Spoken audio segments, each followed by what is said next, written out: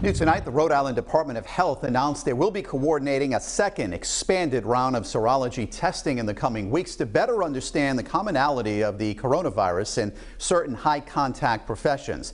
Serology testing looks for antibodies which are produced in response to a presence of the virus. It does not indicate if someone is immune to it. Testing will begin this Friday.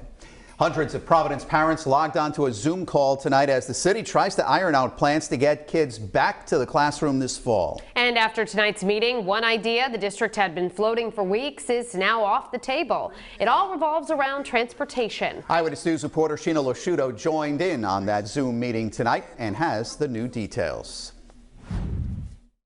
A few weeks ago, we told you the Providence School District was considering moving elementary and middle school students to their neighborhood schools because of a shortage of school buses amid capacity guidelines. Tonight, Superintendent Harrison Peters backed off that plan, announcing no students will be displaced from their current school. Nearly 1,000 people logged in Wednesday night for a Zoom town hall meeting led by Providence Public School Superintendent Harrison Peters. We've heard loud and clear from families, community members, teachers, and students, safety and wellness must be top priority.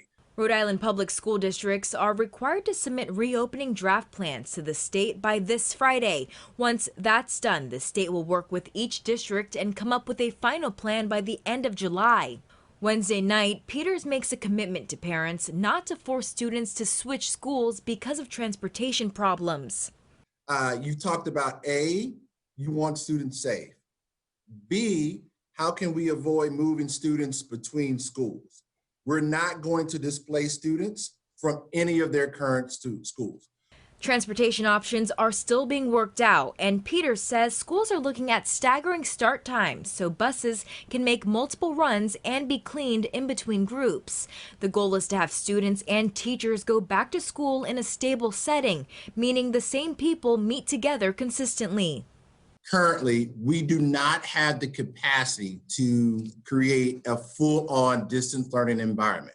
Peters says the district will have a virtual learning academy for both students and teachers who are at a higher medical risk of contracting COVID-19. For now, the full distance learning option is being prioritized for people who fall under that category. And there was also a question about substitutes. The superintendent said school officials are literally combing through the community to try to get more before the school year starts. Because remember now, substitutes will no longer be able to jump from school to school. They will be a part of a specific stable group. I'm Shiina LoSciuto, Eyewitness News.